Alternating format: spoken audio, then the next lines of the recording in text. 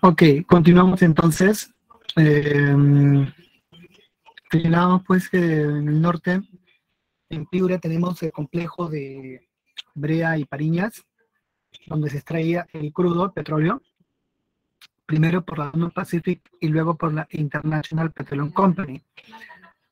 Bueno, esta última firma supo eludir el pago de impuestos invocando un laudo internacional, el famoso laudo de París, ya durante el gobierno de Augusto B. Leguía.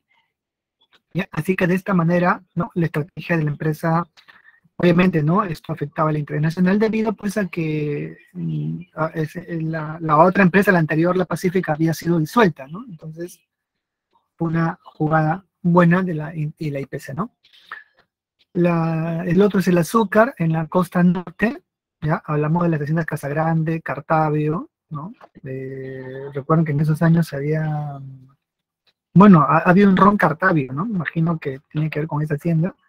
La hacienda Roma, la hacienda Grace, la hacienda Cayaltí, ¿no?, entre otras. Y bueno, aquí tenemos mano de obra de todo tipo, ¿no? El enganche, por ejemplo, y también peones japoneses. Bueno, ¿qué es el enganche, no?, contra los peruanos originarios llamados indios? Bueno, se refería a una estrategia del empresario para que el trabajador se quedara por años, ¿no?, como mano de obra. ¿Ya? Esto consistía en darle crédito, ¿ya? Le creaba una suerte de supermercado, o sea, le permitía a través del crédito acceder a productos de la tienda del empresario, ¿no?, del hacendado. ¿Ya? La tienda de raya se llamaba así, ¿no?, tienda de raya o tienda de bazar, ¿no?, o tienda de raya. Y bueno, le vendía el precio, ¿no?, el producto al precio que el empresario disponía, ¿no? Al final del año, el trabajador se encontraba endeudado, ¿no?, en favor de la empresa, y no podía irse hasta pagar la deuda. Entonces, así se quedaba trabajando año por año dentro de estos complejos, ¿no?, de trabajo, ante la vista gorda del Estado, ¿no?, o sea, de los sistemas de control, que en esa época no habían tampoco muchos, ¿no?, pero igual no se protegía el trabajador. Recuerden que no había sistema de trabajo de 8 horas, ¿no? Entonces había una precariedad laboral, ¿no?, en ese sentido, aprovechada por los empresarios de esa época, ¿no?, los hacendados, que con esta estrategia del enganche, se llama gancho por eso, de engancharlo con el crédito, ¿no? Se le daba crédito para que compre pues ropa, ¿no?, productos, en fin, de otras cosas. Y bueno, al final el indígena tenía que pagarlo, ¿no?, el peruano. Bueno, entonces ese fue el enganche, ¿ya? Aunque han habido varias formas de trabajo, ¿no? El enganche, la habilitación, ¿no?, en los centros mineros, que era algo parecido también, ¿ya? Y el otro era la correría, ¿no?, que era ya una cacería humana que se daba pues en la selva amazónica, ¿no? Entonces acá vemos las correrías, ¿ya? Era una cacería de seres humanos, como se ven en esas películas de terror, ¿no? O sea, con el planeta de los simios, ¿no? Esas cacerías humanas. Bueno, eso se produjo. Bueno, el algodón, ¿ya?, se produce también en las haciendas de la costa sur, en Ica, ¿no?, que tiene grandes plantas algodoneras, y se emplean peones no asalariados, es decir, yanaconas, ¿ya? El yanacona no gozaba de un salario, ¿no? Se le daba una tierra y actuando como moneda media, ¿no?, el trabajador tenía que laborar gratis para el empresario, ¿no? Entonces era el sistema yanaconaje, ¿ya?, que tenía pues una antigua tradición, ¿no? Venía de tiempos de la conquista, ¿no? ¿Ya? Recuerda que con la conquista los españoles, ¿no?, y sus familias se apoderaron de sus territorios y los convirtieron en trabajadores no asalariados, es decir, que trabajan y contribuyen con la mano de obra, ¿no? Bueno, el caucho, ¿ya? El caucho explotado en los departamentos de la Selva, ¿no?, Loreto y Madre de Dios, como se puede ver allí, ¿ya?, en donde destacan los empresarios, ¿no? César Arana, ¿ya?, famoso dueño de la Peruvian Amazon Company, que fue denunciado por crímenes, bueno, que hoy serían de lesa humanidad, ¿no? ¿Ya? Decenas de miles de muertos, ¿no?, fueron de huitotos y otros nativos que habían sido esclavizados, ¿no? Y luego también Fermín Fiscarra también, ¿ya?, él señalaba que estos asesinatos o estos maltratos eran necesarios porque era parte de la civilización, ¿no?, que tenía que hacerse contra el nativo. Obviamente se ha quedado escrito. Bueno, estos son los que le habíamos mostrado al comienzo, ¿no? Porque no puedo agrandarlo, porque mi mouse está mal. Ahí está. Un abuso, ¿no? Y bueno, esclavizados pues con las cacerías humanas, ¿no? Las correrías que no respetaba, como hemos dicho, hombres, mujeres ni niños, ¿no? Era, como ha mencionado un historiador, ¿no?, el doctor Espinosa, peor que la conquista, ¿no? En la conquista se cometían masacres, pero aquí eran cosas terribles, ¿no? Ustedes ven el expediente del juicio, los testimonios son, no hay comparación, ¿no? Cosas tremendas, parecen películas de terror, pero bueno, en fin. Bueno, y la minería, ¿no?, en la Sierra Central, por el Cerro de Pajo Company, ¿ya? Aquí está, ¿no? El cobre, ¿no?, a tajo abierto, y las lanas producidas en la Sierra Sur, ¿no?, sobre todo en el departamento de Puno, ¿ya? Ahí habían grandes haciendas, ¿no?, estancias ganaderas con mucho ganado, ¿no?, para, bueno, trasquilarlo y sacar la lana, ¿no? ¿Ya? Estos ganaderos y gamonales tenían una característica que era básicamente usurpar tierras a las comunidades indígenas, ¿no? Y bueno, a través de la casa Riquex, ¿ya?, una casa famosa, ¿no?, que se enriqueció con este abuso, la lana se podía comercializar. Bueno, entonces ahí está, ¿no?, estas actividades económicas, ¿no?, de estos sectores empresariales.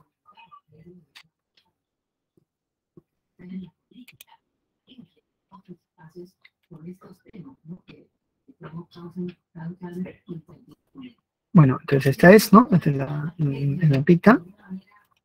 Y ahora entramos ya a la República Aristocrática. Bueno, recibe ese nombre también por el gran Jorge Basadre, ¿no? Recuerden que Basadre es la autoridad aquí en este tema, y todos seguimos el libro de Basadre en realidad, ¿ya? En realidad Basadre ha abarcado todo, ¿no? Y lo que sale nuevamente, bueno, complementa lo que él ya había dicho, ¿no?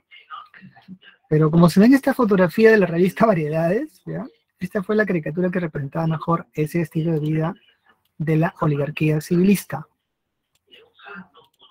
La revista está en internet, la pueden verificar, ¿no? Pueden verla, ya está en internet, se puede ver. Bueno, ahí está,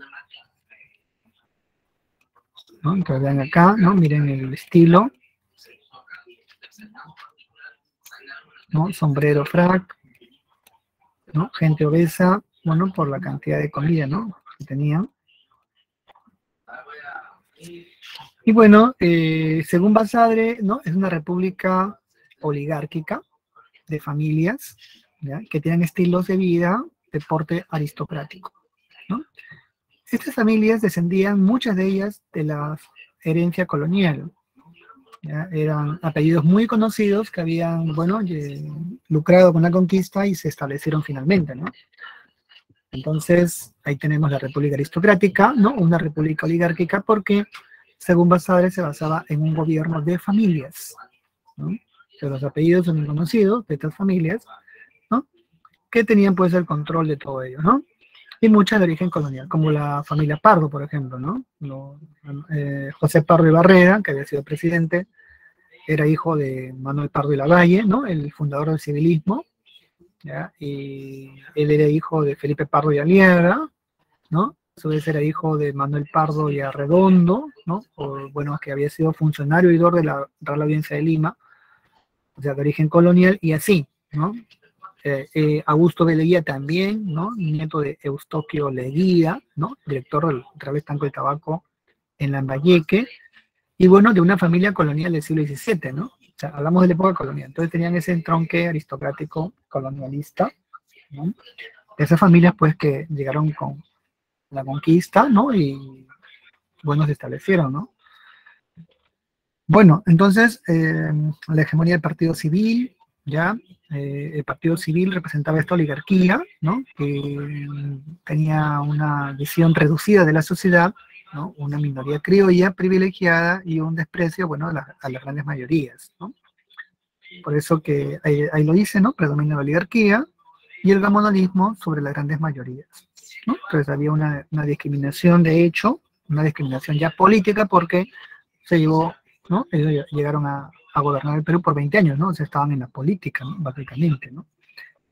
La hegemonía política del Partido Civil, por eso es una realidad. Ya hay una dependencia económica del capital inglés, por lo menos hasta 1914. ¿Ya? Esto ocurre porque estas oligarquías, bueno, no tenían una visión nacional, ¿no? Era una clase dominante, pero no una clase dirigente, ¿no? Entonces, no le interesaba mucho quién dominara, ¿no? Qué capital extranjero lo hiciera. ¿Ya? Tenían esa visión no tanto patriótica, ¿no? Su economía era agrominera exportadora, ¿ya? Se basaba en un sistema de enganche, ¿no? Como hemos comentado en las haciendas, ¿no? En la minería también, la habilitación, entre otras, ¿no? ¿Ya? Que se exporta algodón, ¿no? Azúcar, ¿no? Petróleo, bueno, etcétera. Lanas, ¿no? Como se ha mencionado. Y bueno, el predominio de la oligarquía, ¿ya? Y el gamonalismo, ¿no? ¿Ya? Entonces, estas familias, ¿no? Son la familia Pardo, la familia Prado, ¿no? Los Miro Quesada, la familia Aspíllaga, ¿no? La familia Reategui, ¿no? La familia del Valle, Palacios, en fin, ¿no? Hay muchísimas, Gil del Meister, ¿no? También son más o menos 24 familias, ¿no? Bien conocidas. Bueno, entonces ahí está, ¿no? El sistema oligárquico y una exclusión política de la clase media. ¿Ya? El Estado era muy pequeño, recordemos que esta oligarquía tipo panaca, ¿no? Tipo panaca inca, pues no permitía ningún parentesco, ninguna inclusión en la administración de la clase media, por muy meritocrática que fuera, del proletariado y el campesinado, ¿no? Que se encontraban sujetos, ¿no? De estos regímenes, ¿no? De control y poder económico y social. Bueno, pero también se va a producir con este proceso el desarrollo del movimiento obrero. ¿Por qué razón? Por el proceso de proletarización, ¿no? Y desoligarquización también. ¿Ya? Así que, claro, este es un proceso que viene también de una corriente mundial, ¿no? Digamos que la revolución industrial en el mundo había permitido el ingreso de máquinas, ¿no? Máquinas, y esto pues facilitaba el trabajo de ¿no? De los empleados. Pero los empresarios, ¿no? Recuerden que los empresarios pues siempre buscan la ganancia, ¿no? A pesar de que las máquinas liberaran al trabajador de ciertas obligaciones, ¿no? La jornada laboral no era reducida, era 14 horas, ¿no? 12 horas, 14 horas. Entonces, no les interesaba porque veían la maximización de la ganancia. Pero esto organizó a la población obrera, ¿no? Esto nace en Estados Unidos, nace en Europa, y luego llega al Perú, ¿no? Exigen estos trabajadores, bueno, que la jornada que era de 14 o de 12 se baje a 8. ¿No? ¿Por qué? Porque habían máquinas que podían hacer el trabajo que antes, claro, requería más esfuerzo y más tiempo, ¿no? En las labores cotidianas, ¿no? O laborales. Bueno, esto no fue visto muy bien, pero así como pasó en el mundo, ¿no? Que hubieron jornadas también muy terribles, también lo mismo pasó en el Perú, ¿no? De repente en el gobierno último de José Pardo y Barreda, ¿ya? La población obrera se organizó y tomó el Palacio de Gobierno, ¿no? Y obligó al presidente a firmar la ley por la jornada de las 8 horas. ¿No? Esto es interesante, ¿no? Porque en la comisión de esta firma de la ley que hace el gobierno de Pardo se encontraba Aya de la Torre, ¿no? Que va a iniciar su carrera allí como ideólogo, ¿no? Ideólogo de su agrupación política, ¿no? El Partido Aprista. Bueno, entonces ahí está la República Aristocrática, ya el movimiento obrero, y bueno, tenemos ahora el desarrollo de los gobiernos, ¿no? Entonces comencemos con el primero, ¿ya? Eduardo López de Romaña, ¿no? Conocido como el Barón del Azúcar. ¿Ya? Él va a firmar el tratado Osma-Villanzón con Bolivia. ¿Para qué? Para demarcar la frontera, ¿no? Finalmente. ¿Ya? Y bueno, va a imponer la libra peruana de oro, ¿no? Siguiendo la tendencia del gobierno de Pirna, ¿ya? Para favorecer la inversión extranjera, ¿no? Dándole muchos beneficios a estas empresas, va a dar un código de minería y un código de aguas. Este último de aguas es muy importante porque explica el proceso en el cual el Estado comienza a tener el control de las aguas a nivel nacional, ¿no? Recuerden que antiguamente el agua era un asunto más privado, ¿no? En el caso de Lima, por ejemplo, el río Rímac, las tomas del río Rímac que regaba los 5 valles, ¿no? Las haciendas estaban en manos privadas y esto encendía guerras terribles, ¿no? O sea, guerras por el agua, ¿no? Porque sin el agua pues no había producción agrícola, ¿no? Pero sí que el Código de Agua comienza a darle mayor presencia al Estado dentro del control de este recurso, ¿no? Hídrico. Bueno, como pueden ver, los gobiernos duran solo 4 años, ¿no? De 1899 a 1903, y asume el gobierno Manuel Candamo. ¿Ya? Ahí pueden ver su foto, ¿no? En realidad gobernó, no llegó al año de gobierno, ¿no? Casi un promedio de 6 meses nada más, ¿ya? Y bueno, él va a tener dos obras pequeñas, ¿no? El tranvía Lima-Chorrillos, ¿ya? Que es el primer transporte público de la capital, por eso que se le recuerda mucho, ¿no? Con el tranvía Lima-Chorrillos, recuerden que antes se viajaba por barco, ¿no? Claro, cuando vemos en las descripciones, Chorrillos pues está al sur, ¿no? En esa época pues Lima no se puede transitar, hay muchas haciendas, no hay avenidas, ¿no? Hoy está el circuito de playas, ¿no? Barranco, todo lo que conocemos, pero en esa época no había eso, ¿no? Entonces pues el tranvía Lima Chorrillos permitió que la población pudiera desplazarse hacia ese sector. Además, porque Chorrillos era una zona turística, ¿no? Recuerdan que habían playas muy bonitas y la gente veraneaba allí, tal como se ve en las descripciones, ¿no? De ese entonces. ¿Ya? Chorrillos había sido destruida por los chilenos, ¿no? En la Guerra del Pacífico, pero luego fue reconstruida y se convirtió luego en un balneario muy bonito, creo que hasta el día de hoy lo es, ¿no? Bueno, aunque hay pescadores también ahí, pero igual, ¿no? Ese fue el tranvía. Y luego va a promulgar la ley de los ferrocarriles, ¿no? Que consistía en completar aquellos tramos que los gobiernos anteriores habían dejado inconclusos respecto a el transporte, ¿no? De los ferrocarriles. Pero falleció repentinamente, ¿ya? Según Basadre, murió por el agotamiento de la campaña presidencial, ¿no? Lo agotó, bueno, y de repente falleció, ¿ya? Eso es un poco raro, no se ha hecho un estudio como tal. Posiblemente fue un ataque al corazón, ¿no? Claro, una muerte repentina, ¿no? Lo agotó, ¿no? Bueno, así que le sucede Serapio Calderón, ¿ya? Entonces aquí está Serapio Calderón, ¿no? Serapio Calderón no está, pero bueno, está en las correrías de lectura, ¿no? Del texto. Serapio Calderón, y él va a convocar elecciones, ¿ya? Y en esas elecciones triunfa José Pardo Ibarra, ¿no? Bueno, ahí tenemos el texto de la separata sobre las correrías en base al libro de Vargas Llosa, pero la fuente es el manual el informe de Kasseman, ¿no? Roger Kasseman, el libro negro del caucho se llama, está en internet, lo pueden revisar, ¿ya? Ahí se menciona, ¿no? Lo que era una cacería humana, miren, ¿no? ¿Ya? Salir a cazar indios, ¿no? Una práctica habitual, huitotos, muinanes, cocaímas, nonuyas, andondoques, recígaros o boras. Los boras son los pocos que han quedado en la región. Hasta hoy existen los boras, ¿no? Yo he estado, bueno, en la selva y he visto todavía que existen, ¿no? ¿No? Había que obligarlos porque no querían recoger el jeve. ¿Por qué? Porque el trabajo del caucho es difícil, ¿no? El caucho, recuerden que está dentro del árbol y hay que hacer un corte y el corte es duro, ¿no? O sea, requiere una fuerza física muy grande y recuerden que los nativos peruanos son esbeltos, son un poco delicados, o sea, delgados, no tienen esa fuerza física, ¿no? Entonces, ¿no? Aquí, claro, llegaban a las aldeas y la gente había huido, ¿no? Les caían a balazos para asustarlos,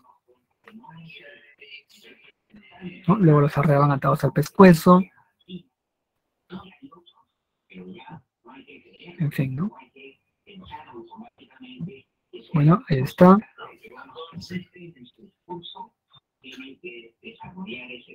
Estas familias, pues, como les comentaba, no tenían una visión de país, porque el partido civil, ¿no? Como pueden ver, el civilismo solamente era una suerte de nexo entre el país y el imperialismo, ¿no? O sea, entre las potencias, ya sea Inglaterra o Norteamérica, ¿no? Como se explica acá en el texto de Alberto Flores Galindo y Manuel Burga, ¿no? Manuel Burga fue un historiador peruano, es un historiador peruano ya jubilado, pero que escribió este libro, fue rector también de la universidad, ¿no? Una vez. Bueno, el primer gobierno de José Pardo y Barrera, ¿no? ¿Ya? Entonces tenemos acá, ¿no? La reforma del sistema educativo, ¿no? Existencia hacía un aporte, ¿ya? Porque estableció que la educación primaria debe ser gratuita y obligatoria, es decir, subvencionada por el Estado. ¿Ya? Antes la educación no lo era, ¿no? No era gratuita, ¿ya? Pero ahora con esta ley sí se va a dar. Pardo se ha caracterizado siguiendo la tendencia de su padre, ¿no? El Manuel Pardo de la Valle, por la educación técnica, escolar y universitaria, ¿no?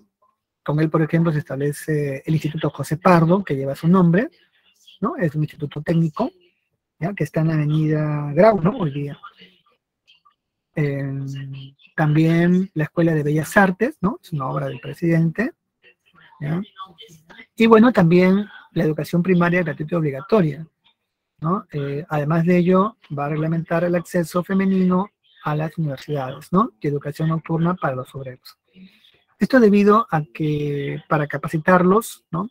Establece la educación nocturna, ¿no? Así los obreros podían educarse y no quedar pues en el desamparo académico, ¿no? También el ingreso va a reglamentar el acceso femenino a las universidades, ¿ya? Va a haber una mayor inclusión, ¿no? Y también va a crear el instituto, bueno, en su gobierno se crea el Instituto Histórico del Perú, ¿no? Importante para conducir la escritura de la historia nacional, ¿no? Se va a formar el primer gremio obrero en respuesta, ¿no? A las políticas económicas conformadas pues por los panaderos estrella del Perú, ¿ya? Que van a reclamar, como decíamos, jornadas de 8 horas, ¿no? Para todos, ¿no? Porque la jornada era larga, ¿no? 14 horas, como hemos comentado. Bueno, y se crea la Caja de Depósitos y Consignaciones. ¿Ya? Este fue el primer gobierno de José Pardo, ¿no? El primer gobierno de Augusto B. Leguía, ¿no? Ahí está. ¿Ya? Tenemos este presidente, bueno, se ha caracterizado por lo siguiente, ¿no? Que ha firmado tratados internacionales muy lesivos para el Perú, ¿ya? Donde el Perú lamentablemente ha entregado territorios, ¿no? Entonces, él es uno de los responsables de que el Perú haya perdido territorios, ¿no? Porque va a firmar acá, como podemos ver, ¿no? El Tratado Velar de Río Branco con Brasil y el Tratado Polo Sánchez Bustamante, ¿no? Entonces miren lo que perdió el Perú, ¿no? ¿Ya? O sea, miren lo que perdió, ¿no? Realmente es espantoso, ¿no? Y con Bolivia, el Tratado Polo Sánchez Bustamante perdió todo ello, ¿no? Miren, la región de Acre fue terrible, ¿no? Entonces, esto es curioso porque al final el Parlamento, recuerden que eran civilistas, ellos, bueno, amputaron el territorio, como están las evidencias, ¿no? Bueno, es el primer paro obrero general también, ¿ya? Recordemos que esto ocurre en la zona de Chicama, en Trujillo, y da una ley de accidente de trabajo, ¿no? Hay una cierta concesión, pero ante las denuncias de abusos, justamente en esos años aparecen las denuncias sobre el caucho, ¿no? El famoso expediente del caucho, ¿no? Y un juicio contra el empresario Arana. Entonces surge la asociación proindígena, no por el gobierno, no, la asociación proindígena la fundan dos intelectuales, ¿no? El peruano Pedro Zulem, ¿ya? Famoso filósofo de esa época, de ascendencia asiática, y la europea Dora Mayer, ¿ya? El caso de Pedro Zulem es más conocido porque él lleva, la Biblioteca Central de San Marcos lleva su nombre, ¿no? ¿Por qué? Porque en homenaje a este peruano que creó la asociación para defender a los indígenas de los abusos, ¿no? Y por lo menos denunciar, porque no eran visibilizados, La prensa de esa época no visibilizaba estos abusos, ¿no? Hacía un silencio escandaloso, pero con la asociación pudieron conocerse todas estas situaciones por las que pasaba pues, la población peruana, ¿no? Originaria. Bueno, entonces fue la guía, ¿ya? Y acá estamos ahora en el gobierno de Billinghurst. Bueno, Leguía deja el gobierno y postulan dos candidatos, ¿no? El civilista Antero Aspíllaga y Guillermo Billinghurst, que va a ganar la elección, ¿ya? Siendo un gobierno, el primer gobierno populista de la historia del Perú. ¿Ya? Y va a ganar con una campaña en torno al pan grande, ¿ya? El pan grande, ¿no? Para el pueblo y el pan chiquito de Aspíllaga que pierde la elección, ¿no? Bueno, es un gobierno populista, primer gobierno populista y antioligárquico. ¿Ya? ¿Qué es un gobierno populista? Bueno, un gobierno que favorece a las mayorías. Por esa razón le van a dar un golpe de Estado, ¿no? Bueno, veamos sus obras, ¿no? Tenemos el Reglamento General de Huelgas, ¿ya? Y dos, la jornada a las 8 horas, ¿no? Pero para los trabajadores del muelle y de Dársena del Callao. Bueno, para poder consolidarse con el apoyo de la clase media, ¿ya? Bueno, él se apoya en los anarcosindicalistas y también se apoya en Manuel González Prada, que va a ser nombrado director de la Biblioteca Nacional. Recuerden que González Prada era el famoso intelectual, ¿no? El líder del anarquismo, y bueno, llega a ser director, ¿no? De la biblioteca, ¿ya? Pero ahí sufre el golpe de Estado, por eso que ustedes ven los años, ¿no? Solo gobierna del 12 al 14, ¿no? De 1912 a 1914. Como sus medidas iban a ser más populistas, entonces la oligarquía le da un golpe de Estado, ¿no? Encargando pues al general Benavides que lo saque del gobierno, ¿no? Así que se produce ese golpe, ¿ya? Para defender los intereses de la oligarquía civilista, pero en ese contexto estalla la Primera Guerra Mundial. Entonces va a presidir una transición. Se forma una convención nacional, ¿no? Dirigida por Andrés Adelino Cáceres, que convoca elecciones y bueno, eligen la convención a José Pardo y Barrera para un segundo mandato. ¿Ya? La coyuntura lo exigía porque el Perú entraba a la Primera Guerra Mundial, ¿ya? Y esto le va a favorecer por las agroexportaciones, ¿no? Se incrementan las exportaciones por la guerra, hay una gran demanda, ¿ya? Y el Perú además rompe relaciones con el Imperio Alemán, se habló de guerra, ¿no? Y esto debido a que en la guerra submarina los alemanes pues habían hundido la barca peruana Lortón, ¿no? Entonces el Perú, obviamente por dignidad nacional, tenía que romper relaciones con el Imperio Alemán, no importara, ¿no? Su poderío, ¿ya? Pero bueno, también recuerden que geográficamente Alemania estaba lejos, ¿no? Entonces no había posibilidad pues que ingresara a la zona americana, ¿no? Porque además el Perú pues estaba muy lejos, ¿no? Invadirlo pues podría haber sido una derrota catastrófica, ¿no? Para los alemanes. Pero bueno, ¿no? Entonces rompe relaciones, ¿ya? Y debido a la presión social, ¿no? La población se organiza, ¿ya? Con intelectuales, ¿no? Y trabajadores. Bueno, entonces, Lima se vuelve muy insegura y, bueno, toman Palacio de Gobierno. Y, bueno, lo obligan a firmar la ley de las 8 horas. ¿Ya? Pero también no solamente fue en la capital, ¿no? En el sur, en Puno, se produce la rebelión del coronel Teodomiro Gutiérrez Cuevas, ¿ya? Más conocido como Rumimaki, ¿no? Rumimaki, que en quechua significa mano de piedra. ¿Ya? Este líder puneño, ¿no? Bueno, en la zona, se va a rebelar contra el gobierno en defensa justamente de la población originaria de la región. ¿Ya? Se le acusó, entre otros cargos, de querer establecer o reestablecer, ¿no? Una idea de Tahuantinsuyo, ¿ya? Una suerte de Tahuantinsuyo, imperio inca, lo cual pues él va a negar, ¿no? Decía que no había sido cierto. Y bueno, no, eso ocurrió. ¿Ya? Bueno, tenemos ahí también la libertad de cultos. ¿Ya? Entonces, en la libertad de cultos, ¿no? Tenemos esta medida, ¿no? Del segundo gobierno, José Pardo y Barrera. O sea, permitió el ingreso de otras confesiones religiosas, ¿no? Bueno, tenemos el levantamiento de Rumimaki, ahí está, ¿no? Como se había señalado. ¿Ya? Entonces tenemos acá, ¿no? Las causas, ¿ya? La expansión de las haciendas latifundistas, ¿no? Con apoyo del Estado, ¿ya? Y el incremento del precio de la lana, ¿no? Como se ve allí. Y la construcción del Estado Federado del Tahuantinsuyo, ¿no? El milenarismo. Bueno, aquí está el líder, ¿no? Del cual no se conoce más que esta foto, ¿no? Rodeado, pues, de sus partidarios, ¿no?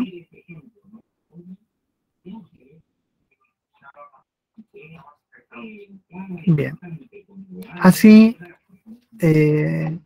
sin pena ni gloria, termina el gobierno de José Pardo y también el de la República Aristocrática. Bueno, ¿qué ocurrió? Se le dieron elecciones y va a triunfar Augusto B. Leguía. ¿Ya? En esa época, una forma de controlar el acceso de los nuevos presidentes era a través del Parlamento, ¿no? Es decir, cuando había un cambio de gobierno, solo se renovaba un tercio y 2 tercios quedaban en el Parlamento, ¿no? Ellos podían aprobar o desaprobar el triunfo de tal o cual candidato.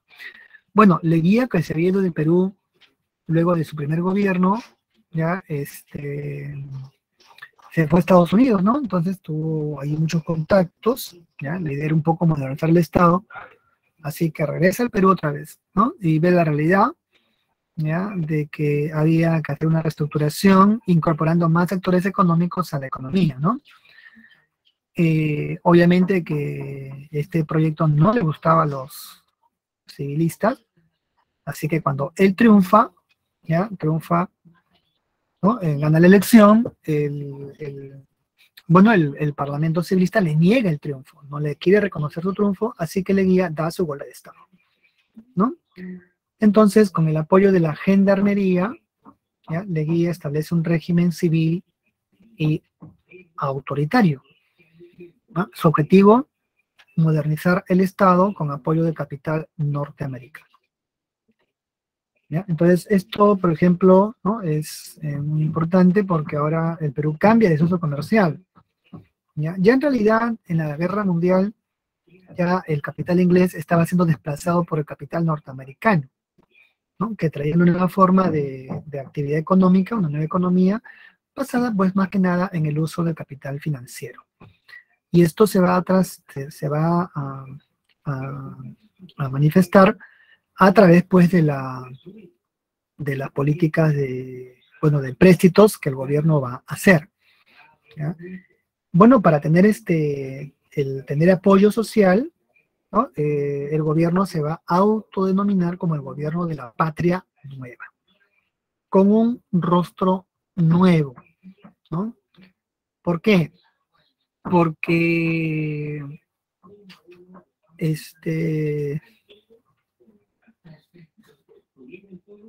el gobierno se va a apoyar pues, más en la clase media, ¿ya?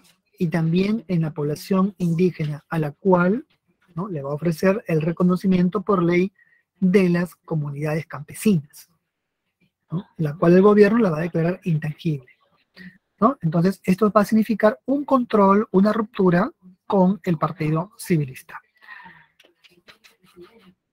El gobierno de Leguía se ha caracterizado por ser un gobierno antioligárquico, ¿ya? Y, o sea, contra el civilismo, ¿no? Como está allí.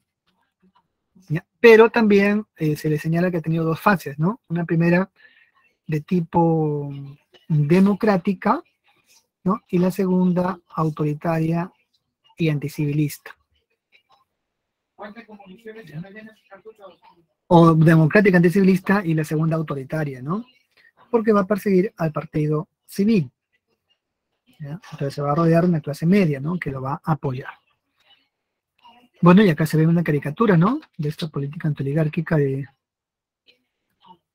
Leguía, ¿ya? Muchos miembros del partido civil, bueno, muchos van a ser expulsados, muchos se van a exiliar y algunos van a marchar al extranjero, ¿no? Y bueno, se va a rodear de muchos indigenistas, ¿no? Y muchos intelectuales, entre ellos Julio Cetello, ¿no? Que trabaja, y bueno, se hace conocido aquí con Chadín, ¿no? Bueno, entonces ahí está, ¿ya? Veamos algunas características, ¿no? El desplazamiento del capital inglés por el capital norteamericano, ¿no? Que ingresa bajo la forma de préstamos, ¿ya? La persecución del partido civil, ¿no? La casa de José Pardo y la casa de los Miro Quesada fue quemada, ¿no? O sea, la multitud la incendió, que el gobierno permitió, ¿no? No intervino para evitar estos desmanes de la población civil. Es un tipo de régimen populista, ¿ya? Va a integrar de manera demagógica a los trabajadores, ¿no? Y para contentar a la clase media, bueno, Leguía va a implementar muchas obras de vivienda, ¿ya? Se van a crear nuevas urbanizaciones, ¿no? Para la clase media que está surgiendo y tener así su respaldo y su apoyo.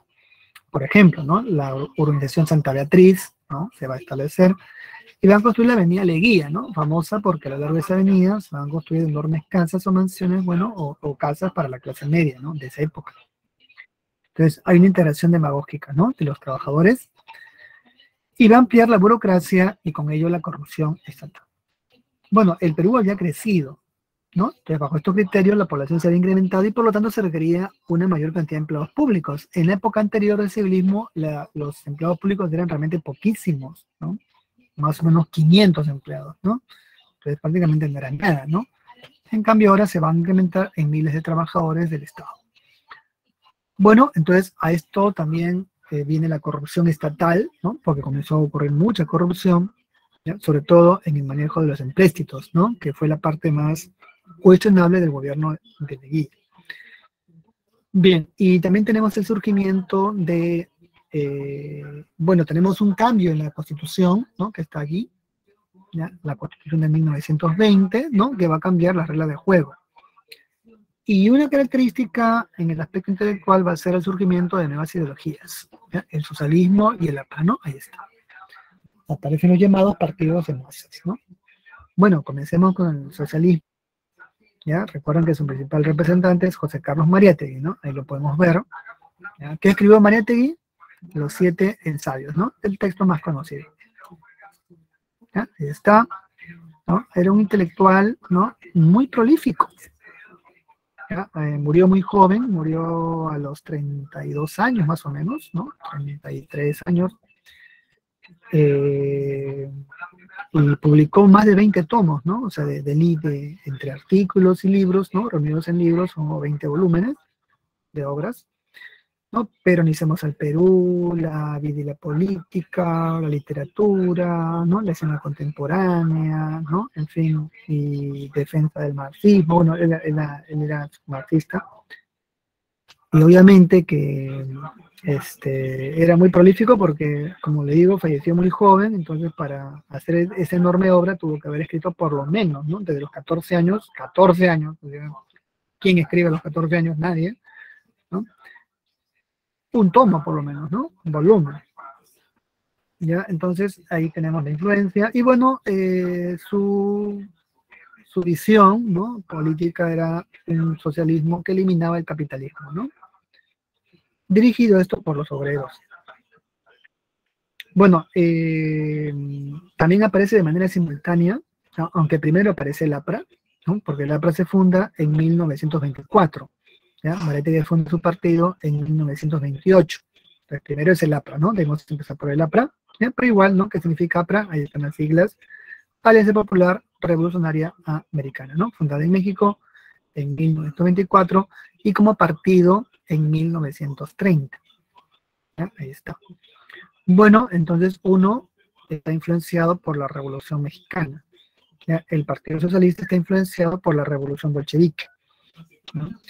¿Qué propone el APRA? Bueno, era en esa época un partido nacionalista, ¿ya? Su líder histórico es Víctor Raúl Haya de la Torre, ¿no? Autor de un libro titulado El antiimperialismo y el APRA. Y bueno, en ese libro, ahí la Torre proponía nacionalizar la banca y la industria, ¿no? Sobre bases socialistas, lo dice textualmente, ¿ya? Algo que intentó hacer Alan García en su primer gobierno, ¿no? También internacionalizar el Canal de Panamá, crear un Estado antiimperialista y bueno, la unión de los pueblos de América, ¿no? Contra el imperialismo, ¿no? Obviamente él criticaba todos los imperialismos, pero en particular, bueno, al que tenía ahora mayor presencia en la economía peruana, ¿no? Bueno, esto es lo que decía aquí en la torre, ¿ya? Y es por eso como se ve allí creaba un Estado antiimperialista y antioligárquico, ¿no? En esa época era así, era un partido nacionalista, ¿no? Medio socialista. Bueno, que proponía una reforma agraria también y nacionalizar las empresas, ¿no? Entonces son propuestas, miren, de esos tiempos, ¿no? Y bueno, la clase media debía dirigir este proceso, ¿ya? Porque en su opinión era una clase media que estaba más preparada, ¿no? Es decir, que había leído, ¿no? Tenía más educación, a diferencia de los sectores de los obreros que en su opinión pues no estaban calificados o preparados para dirigir estos procesos. Bueno, en lo económico, ¿ya? Tenemos las políticas de empréstitos, como se ve aquí en la caricatura, ¿no? Este es el presidente Wilson, el de los 14 puntos, recuerden, ¿no? Y de guía, aquí está.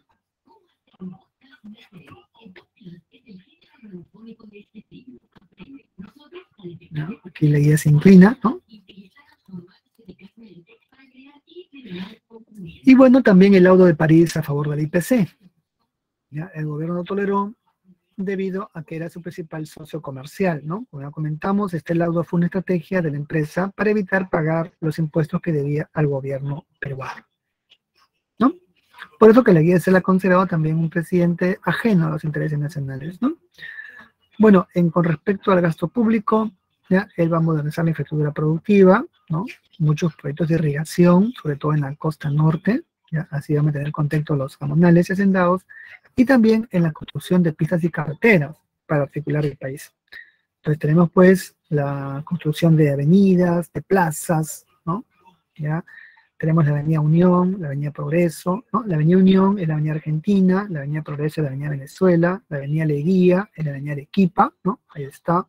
Vean, ¿no? La antigüedad que tiene y la foto, ¿no? Así era antiguamente, ¿ya? Y además también, como no había mucha mano de obra, dio la famosa ley de la conscripción vial, ¿no? ¿Por qué vial? Bueno, para hacer las vías, ¿no? Las avenidas, justamente, ¿no? Entonces obligaba a todos los hombres del Perú de 18 a 60 años a trabajar gratuitamente en la construcción de caminos y reparación de caminos para el Estado. ¿Ya? Entonces, esto se ha llamado la segunda mitad republicana, ¿no? Porque ¿quién trabaja gratis, no? Entonces, esa fue la obligación, ¿no? Que estableció, y hubo muchas protestas en ese sentido.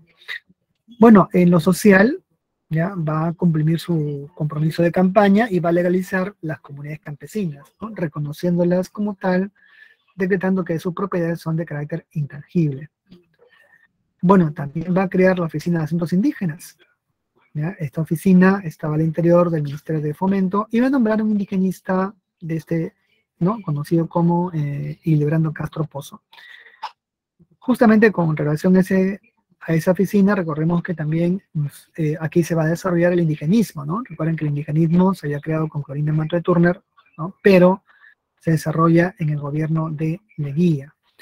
¿A través de qué? De la obra de Luis Eduardo Valcárcel, ¿ya? Autor de Tempestad en los Andes, ¿no? De Enrique López Albújar, ¿ya? Que también participa en estas polémicas sobre el indigenismo que denuncian, ¿no? Los abusos contra los trabajadores de esa época.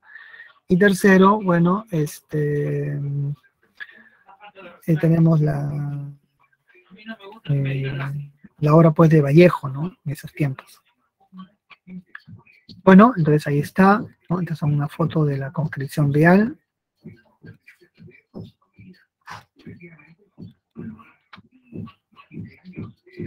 ¿No? Tenemos.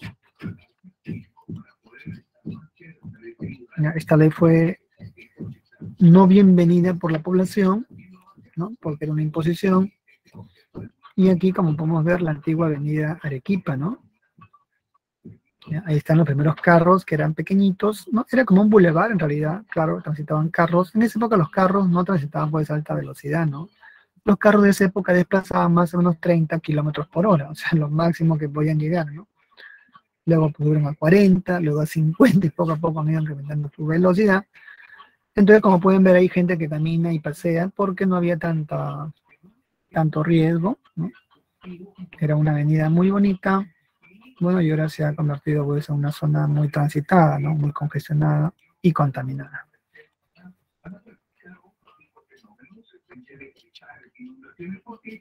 Bien, entonces ahí está en Arequipa, ¿no? Y tenemos la fiesta del centenario de la independencia del Perú.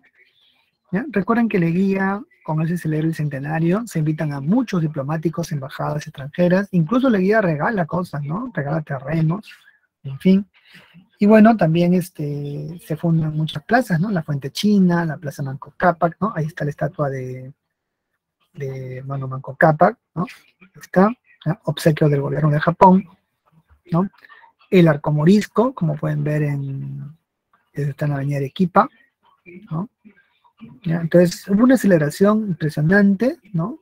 ¿Ya? El Perú va a invitar a plenipotenciarios, en fin, ¿no? Se abre la comunidad internacional. Pero volviendo a su antigua costumbre, ¿no? Ya, parece que su equipo de diplomáticos, bueno, tenían una poca visión nacional, ¿no? ¿Por qué? Porque vemos los tratados, ¿no? Tanto en el primer gobierno como en el segundo gobierno, ya lo enseño, miren, Perú finalmente entrega, ¿no? Digamos, el trapecio amazónico a Colombia, fue las últimas amputaciones y la provincia de Arica que Perú perdió, ¿no? ¿Ya? Fue un hecho bochornoso. Bien, entonces, en el aspecto internacional, ¿no? El Tratado Sonoma-Lozano, ¿ya? El Perú pierde Sucumbios, ¿no? El Triángulo, ¿no? Amazónico, ¿ya? Y el pueblo de Leticia, ¿no? ¿Ya? Fue escandaloso. Y el Tratado de Lima, Radagamio, Figueroa Larraín, Perú se queda con Tacna, pero Chile se queda con Arica, ¿no? Y establecen el límite de frontera con el punto Concordia entre ambos países. Y no el hito número 1, sino el punto Concordia, ¿no? Entonces ahí están, ¿no? Las obras de Leguía. Y finalmente tenemos el fin del oncenio. Bueno, hay factores nacionales e internacionales. Bien, acá está el saqueo de la casa de Leguía, que está ubicada en Girón Carabaya. Los que conocen el centro, ¿no? Es Carabaya, ahí está. Pero la casa de Leguía fue saqueada. Bueno, pero ¿qué efectuó el gobierno, no? ¿Ya? Leguía se religió 2 veces de manera consecutiva. ¿Ya? Entonces parece que quería quedarse en el gobierno, ¿no? Pero primero el crack del 29 va a provocar la caída de las exportaciones. ¿Ya? Aquí vemos, ¿no? Detrás de un anuncio, como pueden ver, de el modelo de vida americano, ¿no? Ustedes lean ahí, ¿no? There's, ¿no? No way, ¿no? Like the American way, ¿no? Modelo de vida americana, ¿ya? Basado en el consumo, cayó por el crack del 29. ¿Ya? Y justamente debajo de ese cartel se ven muchos obreros o trabajadores que estaban pidiendo limosna, esperando un poco de comida, ¿no? Alimentos. Bueno, entonces, como el gobierno tenía una dependencia, ¿no? Ese es los riesgos de las economías dependientes, que dependen de los capitales extranjeros, de los mercados externos, no dependen de sí mismos, ¿no?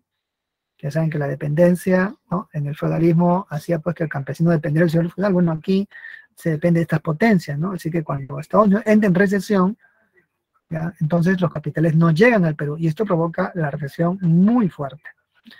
Obviamente que esto, ¿ya? Primero va a elevar el tipo de cambio, ¿no? Va a ocurrir una crisis de alimentos, ¿no? Hay falta de empleo, hay muchos despidos por el crack justamente, así que esto origina grandes protestas sociales por el desempleo y la corrupción del régimen, ya que como ahora, bueno, ya se sabe, ¿no? Se ha estudiado este gobierno hace muchos años, el gobierno de Leguía, la familia fue involucrada en actos de corrupción, ¿ya? Se acusó a su propio hijo, ¿no? Juan B. Leguía, de robar $500,000, ¿no?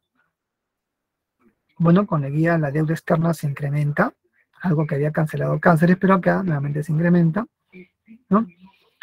Y entonces esto dejó una mala imagen al régimen. Bueno, así que de esta manera ya se produce un golpe de Estado, ¿no? El golpe de Estado nace en Arequipa, ¿ya? Aquí aparece el general Luis Miguel Sánchez Cerro, ¿ya? Quien lanza un manifiesto que, bueno, este manifiesto de Arequipa, ¿ya? Bajo la acusación de la inestabilidad política, ¿no? El 22 de agosto de 1930, Leguía, bueno, es depuesto del poder, ¿no? Aquí se ve ya al general, ¿no? Que da el golpe de Estado, ¿no? Sánchez Cerro, dirigiéndose al pueblo, ¿no? Ahí está.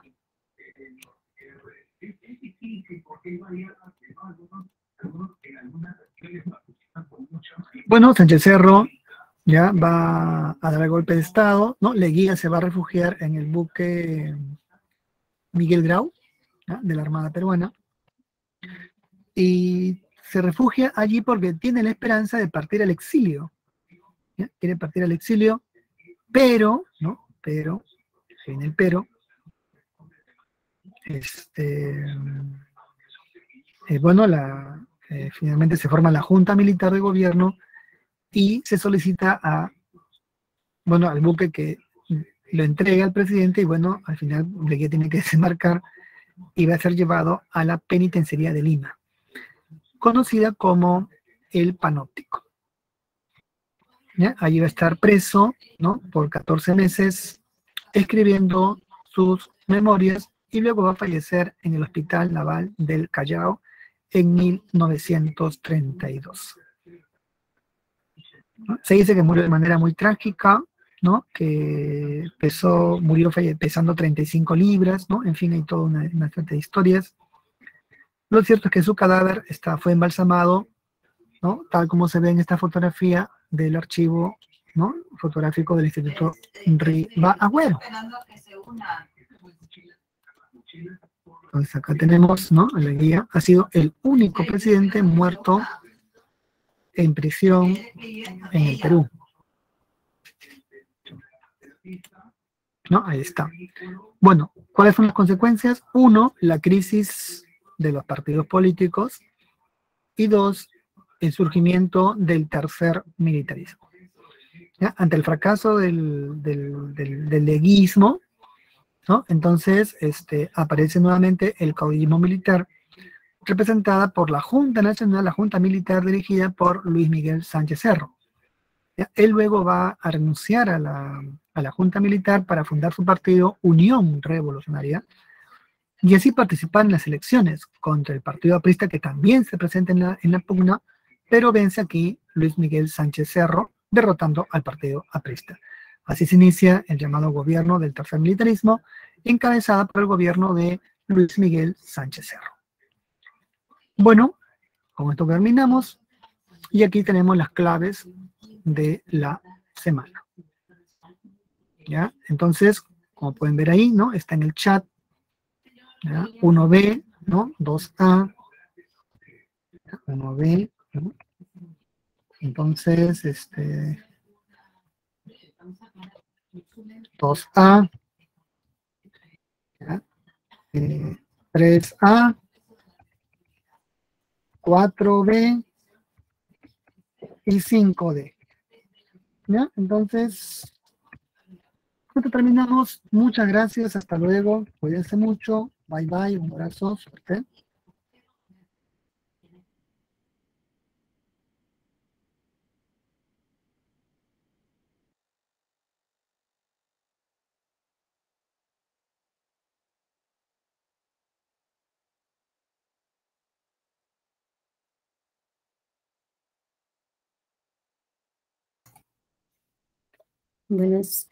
Buenos días con todos. Buenos días, chicos. Me van a disculpar que tengo un inconveniente ahora. Vamos a ver, vamos a continuar con nuestra clase. Chicos, empezamos en la semana 14.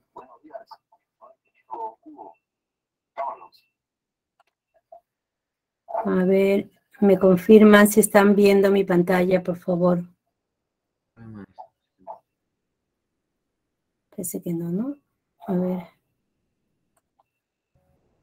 Sí se ve, maestra. Ok, gracias. Se están viendo mi pantalla, ¿no? Ok. Bien.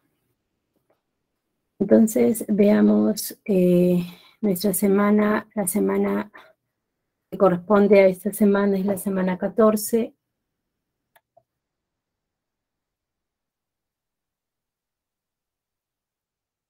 Un momentito.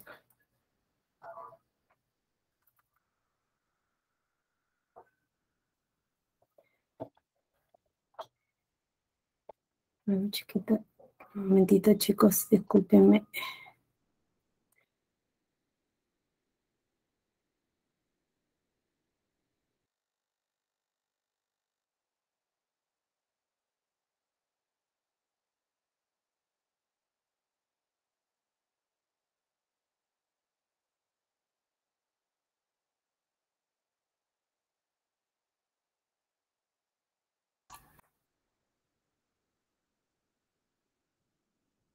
A ver, chicos, a ver, ¿qué vamos a ver el día de hoy? Lo que vamos a ver el día de hoy es Profesor, buenos días. Mezcla alcohólica. Vamos a definir lo que es una mezcla, vamos a definir lo que es la mezcla alcohólica, vamos a definir lo que es precio medio y por último vamos a ver qué es una aleación. ¿Qué es una mezcla? Dice, la mezcla es la unión de dos o más sustancias homogéneas en la que cada una, disculpe que estoy un poco mal de la garganta, conserva su propia naturaleza. Quiere decir que vamos a juntar productos para obtener un nuevo producto, pero los productos que intervienen no van a cambiar y además tienen que tener las mismas características para esta unión. ¿Cuál es la regla de la mezcla? Dice, en el comercio se acostumbra a mezclar diversas clases de mercadería, ingredientes de la mezcla de distintos precios para venderlo en un precio intermedio. El precio medio o precio de la mezcla es el precio de costo por unidad de mezcla y está dado de la siguiente manera, ¿no?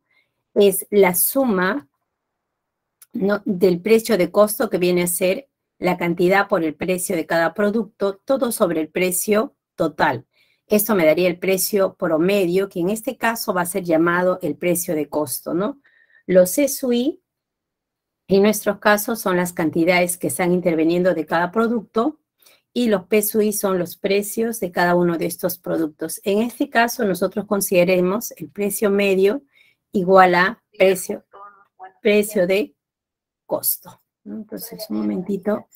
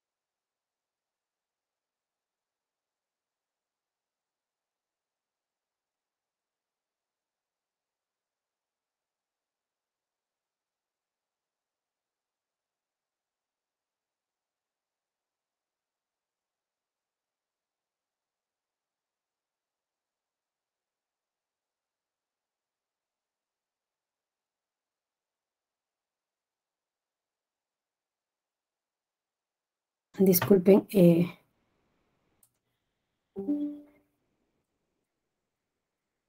A ver, un momentito. Vamos a ver un ejemplo, ¿no? Dice, se mezclan 20 kilogramos de arroz con 3 kilogramos, 20 kilo, se mezclan 20 kilogramos de arroz de 3 soles el kilogramo, 30 kilogramos de arroz de 2,40 el kilogramo,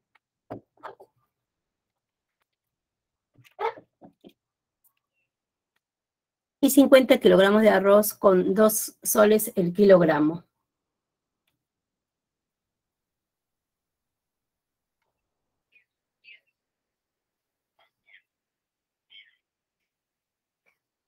Hay el precio medio de la mezcla, a cómo se debe vender el kilogramo de la mezcla para ganar el 25%. Entonces acá tenemos, siempre aconsejo que cuando hagamos ejercicios sobre mezcla, usted lo que tiene que hacer es hacer una gráfica al igual como cuando estábamos trabajando con el descuento comercial. En el descuento comercial también hacíamos una línea de tiempo. Entonces acá vamos a obtener los 3 productos, cada uno con sus diferentes pesos y sus diferentes precios. Entonces el precio promedio no va a afectar a la cantidad total. La cantidad total sería 50 más 30 más 20 y me daría 100 kilogramos. Ahora, vamos a determinar el precio promedio. Según la definición, ese precio promedio sería igual a 20 por 3 más 30 por 2.4 más 50 por 2, el precio total. Todo sobre el precio, todo sobre la cantidad total, que en este caso es 100 kilogramos. Eso me daría el precio promedio de esta mezcla. Ahora, ¿a cuánto se va a vender? Dice, ¿a cómo se debe vender el kilogramo de la mezcla para ganar 25%? Recuerde que la ganancia siempre está en función del precio de costo. Y el precio de venta es igual al precio de costo más ganancia, pero precio de medio y precio de costo son iguales. Entonces acá, en vez de poner precio de costo, pondríamos precio promedio. Entonces acá tendríamos 100% más 25%, me daría 125% del precio de costo. Entonces, reemplazamos el precio de costo y tendríamos que el precio de venta para ganar el 25% sería igual a 2,9 soles, ¿no? Bien. Entonces, a ver.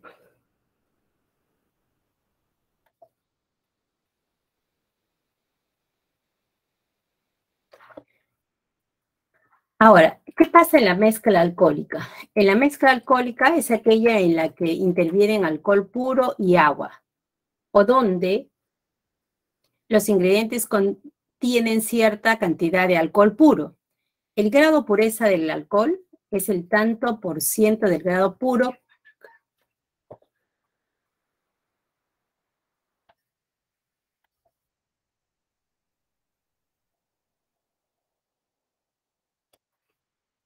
y también se mide en grados. Esta es la fórmula para determinar el grado de alcohol. Se mide en porcentaje porque dice tanto por ciento, ¿no? Entonces, volumen del alcohol puro sobre el volumen total de la mezcla por 100%, ¿no?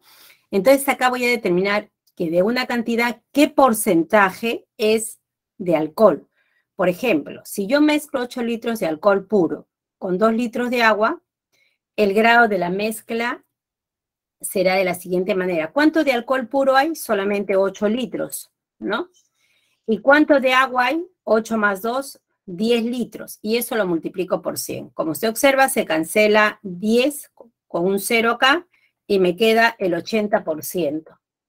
Entonces me está diciendo que de un volumen, cuando yo tengo un alcohol de 80 grados, también se suele colocar así, en vez de porcentaje se le coloca grado. Entonces, de un volumen, si usted ve alcohol de 80 grados, el 80% de ese volumen es alcohol puro, mientras que el 20% debe ser agua, ¿no?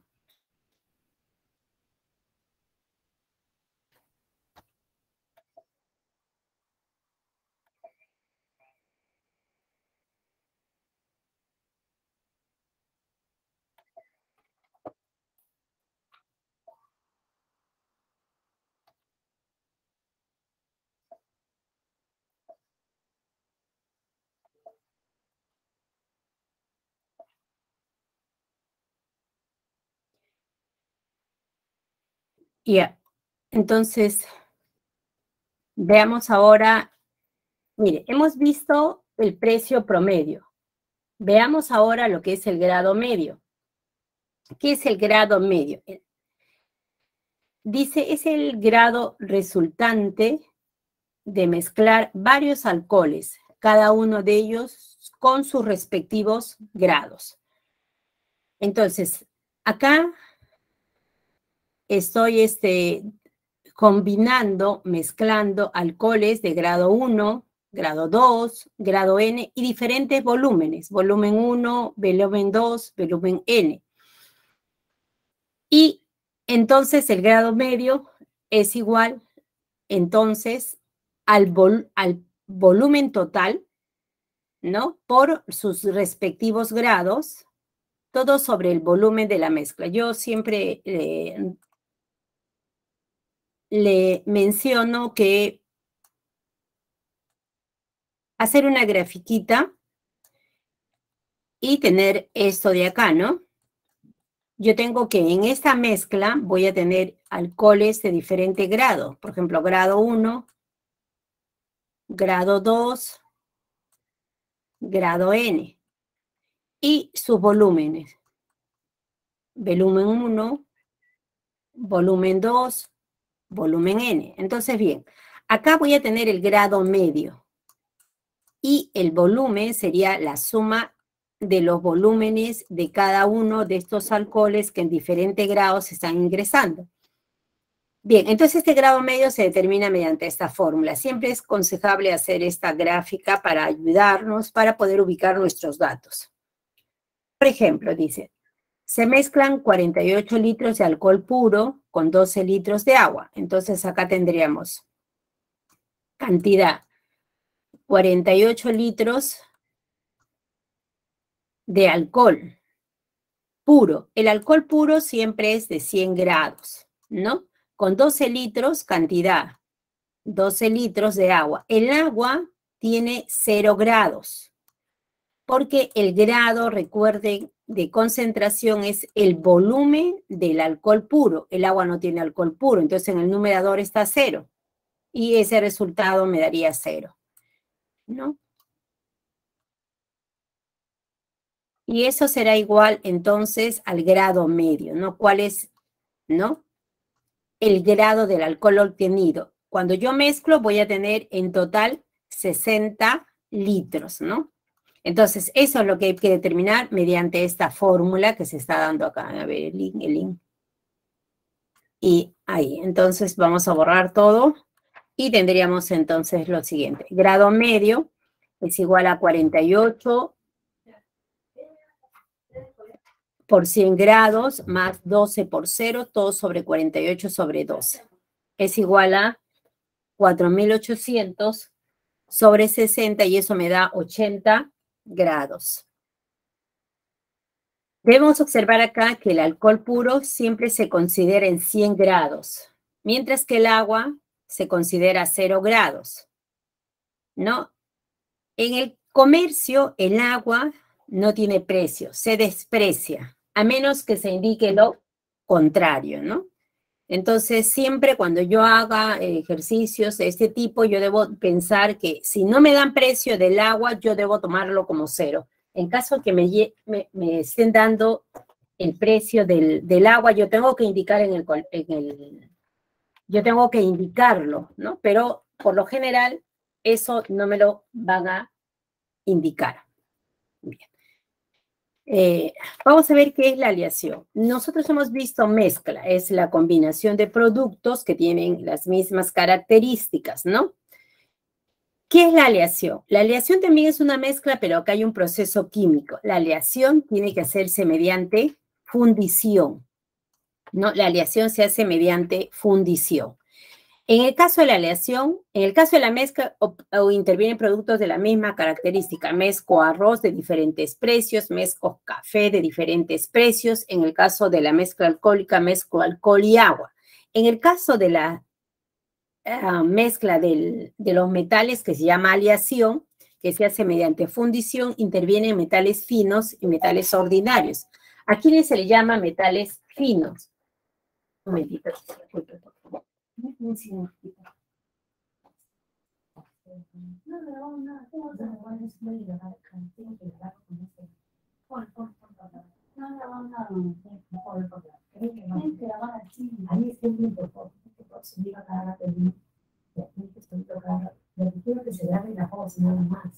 pero tenés que haberlo puesto así, no con el audífono, no te voy a grabar así. Ahí está el libro. Ya sé. Mándalo acá. Disculpen, chicos, un minuto nada más. Bien. El metal fino es el oro, plata, platino y otros. Me van a indicar siempre en el comercio que otros metales finos. Los metales ordinarios son cobre, zinc, estaños y otros, ¿no? ¿Cuál es la ley de aleación? ¿Qué es lo que determino yo en la ley? La ley me dicen que es, ¿sí? Vamos a ver acá, voy a marcar esto, es la pureza de la aleación, ¿no? Se determina mediante una expresión decimal, quiere decir que es un valor pequeño y que mide la relación existente entre el peso del metal puro y el peso total de la aleación. Entonces es un cociente, ¿no? Entonces la ley mide el peso de metal fino o metal puro, ¿no? Metal fino, oro, plata, platino, sobre el peso total de la aleación. Eso es la ley. Y también debemos definir la liga. ¿Qué es la liga? La liga viene a ser, vamos a poner por acá, la liga es la impureza, quería poner otro color, la liga es la impureza de una aleación. Se determina también mediante la expresión decimal y es la relación existente entre el peso del metal ordinario y el peso total de la aleación, ¿no? Entonces, en el caso de la liga, dice, arriba va peso del metal ordinario y abajo va el peso total de la aleación.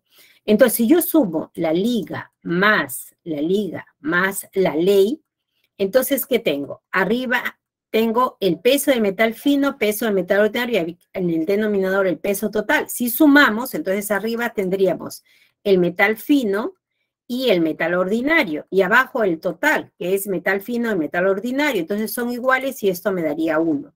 Entonces esta ley debo tenerla presente, que la suma de la ley más la liga siempre me da la unidad, ¿no? Ahora, la ley media.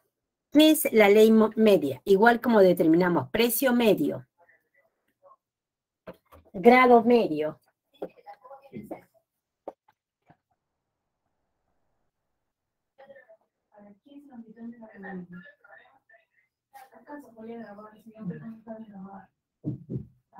No tengo problema con mi micrófono. Dice, la ley media viene a ser entonces igual que en los otros casos, producto de los pesos por la ley 1 más peso 2 por ley 2 más puntos suspensivos, peso sub n por ley n, todo sobre la suma total. Esa es la ley para los metales, ¿no? El caso del oro es un caso especial porque el oro se mide en quilates. Entonces, cuando yo tengo la ley del oro es el cociente entre el peso del metal fino, en este caso peso del oro puro, sobre el peso total de la aleación. Así se definió ley. Pero para el oro debo considerar los quilates, porque el oro se mide al quilate. Entonces en el numerador va el número de quilates y en el denominador va 24.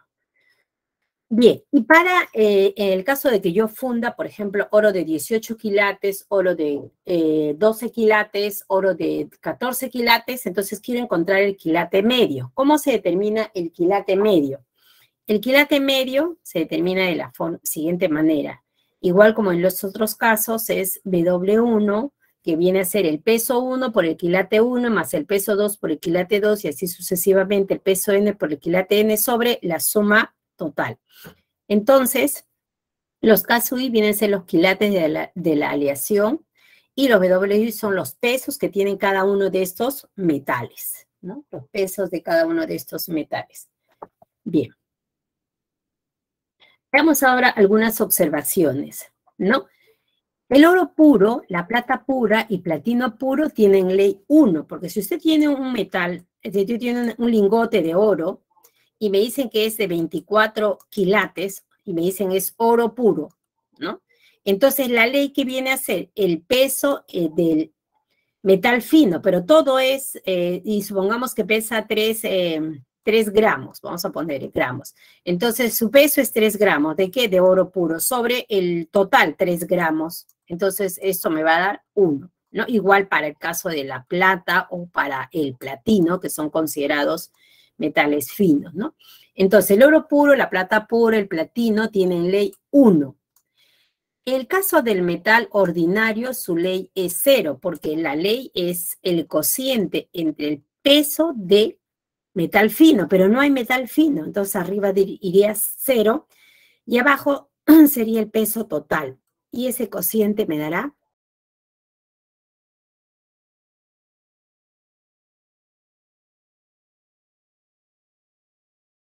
el precio del metal ordinario, igual como el caso del agua, despreciables. Entonces, en el comercio, cuando usted compra un anillo, dicen anillo de 18 quilates, lo pesan, pero ahí están pesando, consideran o evalúan con respecto a el precio que tiene el oro, ¿no? No consideran el precio del metal ordinario. A menos, claro, que me indiquen que se está considerando que el cobre subió, de repente si ese anillo ha sido una mezcla de oro y cobre, entonces están subiendo por eso, ¿no? Pero por lo general el metal ordinario no se evalúa para el precio de costo, no se considera para el precio de costo. El oro puro tiene 24 quilates, ¿no? Y cualquier metal ordinario se va a considerar como 0 quilates. Entonces, esto en el caso de los metales. Por ejemplo, vamos a borrar todo esto. Y yo tengo, se tiene una aleación constituida por 40 gramos de plata pura y 10 gramos de zinc. ¿Cuál es la ley de la aleación?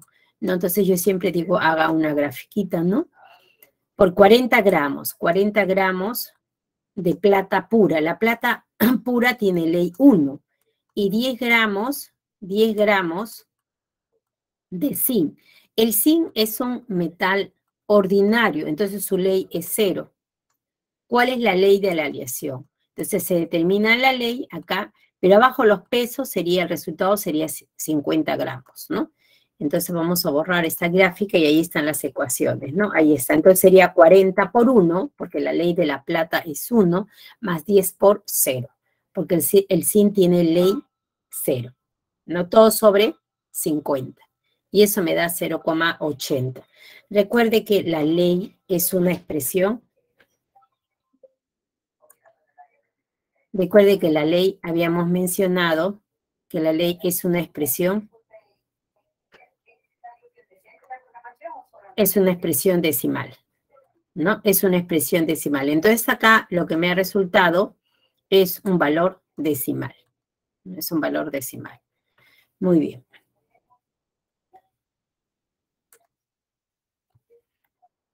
Bien. Vamos a un ejemplo. Dice, una pulsera, ahí está la pulsera de plata, de 20 gramos, cuyo peso es de 20 gramos, cuya ley es 0,950. No, por ejemplo, si a mí me dan una pulsera de 20 gramos, cuya ley es 0,95, ¿cuánto de plata pura habrá en esta, o se ha utilizado para confeccionar esta pulsera? Según la ley que hemos definido, es el cociente entre la plata pura sobre el peso total. Entonces, acá la ley lo tenemos, 0,95. No sé cuánto de plata pura se ha usado, ¿no? Pero sí sé el peso total, que es 20 gramos. Entonces, reemplazamos acá 0,95 y acá 20 gramos y despejamos y tendremos cuánto de plata pura se ha usado ahí, ¿no? Despejando, tenemos que esta pulsera de plata de 20 gramos, solo 19 gramos son de plata pura y hay 1 gramo que es otro metal. En este caso puede ser zinc. Hay 1 gramo de metal ordinario, ¿no? Luego tenemos acá el anillo de oro. Vamos a ver un anillo de compromiso. Realmente un anillo de compromiso es de 18 quilates, ¿no? Supongamos que este anillo de 18 quilates pesa 8 gramos. Y me preguntan, ¿cuántos de estos 8 gramos son oro puro? ¿No? Me dan los quilates de este aro de compromiso, pero no me dicen cuánto de oro puro hay. Entonces, nuevamente pasamos a la ley del oro, pero recuerde que el oro se mide en quilate, entonces ley es el cociente entre el peso del oro puro sobre el peso total, y eso es igual al número de quilates sobre 24. Yo tengo el peso total, 8 gramos, tengo el número de quilates, 18 sobre 24, y puedo despejar en esta ecuación el peso del oro puro. Entonces ahí reemplazamos, ¿no? 8, 18 y 24. Simplificando, tendríamos que el peso del oro puro solamente es 6 gramos. Quiere decir que de estos 8 gramos de este anillo, solamente 6 gramos son de oro puro, oro de 24 quilates. Hay 2 gramos que son de metal ordinario, puede ser el cobre, ¿no? Entonces 6 y 2 me da 8 gramos, ¿no? Que pesaba ese anillo de oro. Bien. Acá aparece una serie de fórmulas, ¿no? Es un resumen. Si usted observa el grado medio, la ley media, el quilate medio, el precio promedio, todos tienen la misma estructura, ¿no? Habíamos puesto que el precio medio era el precio total por unidad de mezcla. Acá está el precio total. Pero acá están quilates total. Acá están los leyes totales y acá estarían los grados totales. Todo sobre los pesos totales, las cantidades totales, ¿no? O los volúmenes totales, dependiendo de qué es lo que yo quiera determinar. No debemos olvidar que para el caso del oro, debo trabajar con esta ecuación, que la ley siempre es el peso del oro, el peso del metal fino sobre el peso total, y esto solamente para el caso del oro. Y el grado de alcohol acá se multiplica por 100 porque me dicen es el porcentaje, ¿no? Esta es la ley para cualquier metal, ¿no? Peso del metal fino sobre el peso total de la adición. Entonces, esto es lo que yo debo recordar para poder desarrollar los ejercicios que vamos a ver en esta semana número 14. Comencemos con la semana 14 y me dice el ejercicio número 1. Se mezclan 2 tipos de cacao en polvo, de 15 y 24 soles el kilogramo, obteniendo una mezcla de 210 kilogramos, que se vendió a 19,80 el kilogramo con una ganancia del 20%, del 10%, disculpe. ¿Cuántos kilogramos más que de un tipo que del otro se empleó en dicha mezcla? Bien. Entonces acá yo tengo este cacao en polvo que tiene un precio de 15 y 24 soles el kilogramo. Tengo los precios, pero no tengo las cantidades, ¿no? Entonces ahí están los 2 sacos que no sé cuáles son sus cantidades. Lo que sí sé son los precios. De uno está costando 15 kilogramos y el otro 24 kilogramos. Solo sé que cuando se mezclaron, se obtiene un total de 210 kilogramos. Entonces vamos a unir todos y vamos a tener 210 kilogramos, ¿no? Bien, ahora, no tengo el precio que tienen no tengo los pesos que tienen estos 2 cacao. Le vamos a poner un precio acá de, un peso, disculpe, porque los precios están, un peso, X, y acá tendría que ser 210 menos X para que la suma me dé los 210 kilogramos. Entonces vamos a poner pesos en kilogramos. Acá tendríamos X. Y por acá tendríamos 210 menos X. Acá la suma me da los 210 kilogramos que indique el enunciado. Dice que se vendió a 19,80 el kilogramo. Eso de acá viene a ser precio de venta, como dice que se vendió a 19,80 el kilogramo, con una ganancia del 10%.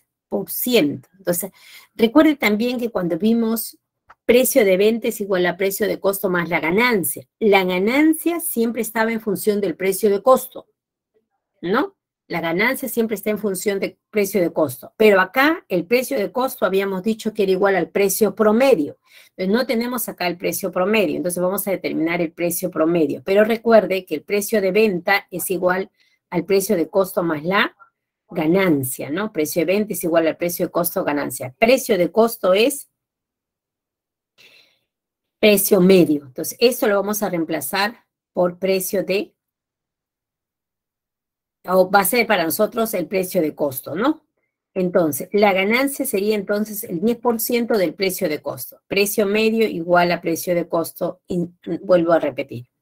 Entonces la ganancia me dice que es el 10% del precio medio. Entonces acá reemplazamos, tendríamos que el precio de venta sería entonces, si eso de acá lo reemplazamos acá como 100% y eso más 10% me daría que el precio de venta es el 110% del precio medio, ¿no? Entonces, este precio de venta ha sido 19,80. Dice que se vendió a 19,80. Dice, de 19,80 precio de venta. Igual a 110% del precio medio. Muy bien, entonces esta ecuación me va a permitir determinar el precio promedio de esta venta. Entonces acá sería 110 sobre 100. Despejamos y tendríamos que el precio promedio que obtuve de esta mezcla fue de 18 soles. Entonces vamos a reemplazar acá nuestro precio promedio. ¿Cómo determinamos el precio promedio? Es el precio de costo, sería X por 15 más 210 menos X por 24 sobre el precio, el peso total, que es 210, ¿no? De esa forma se obtiene precio promedio.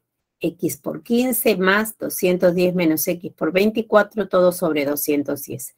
Como yo tengo ese precio promedio, lo reemplazo acá y tendríamos acá al lado derecho una ecuación con una sola variable. ¿Cuál es la variable? La variable X. Entonces paso a multiplicar acá, simplifico, saco tercia, hago los cálculos aritméticos necesarios y se obtiene la variable X. X igual a 140. Muy bien. Entonces, una vez que tengo el valor de X, entonces estoy diciendo que en esta mezcla se usó 150 kilos del primer saco, ¿no? Me preguntan cuántos kilogramos más de un tipo que del otro se empleó en la mezcla. Entonces, en el primero se empleó 140 kilogramos. Y en el segundo sería 210 menos 140, me darían 70 kilogramos. Entonces, en uno 140 y en el otro 70. Entonces, la diferencia entre ellos dos me da 70 kilogramos, ¿no? Entonces, ¿cuánto más de un tipo que del otro se empleó?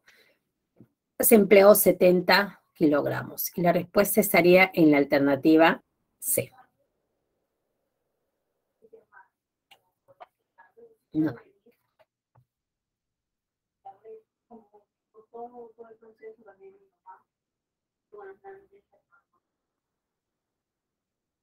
Bien. En pantallazo el ejercicio número 1.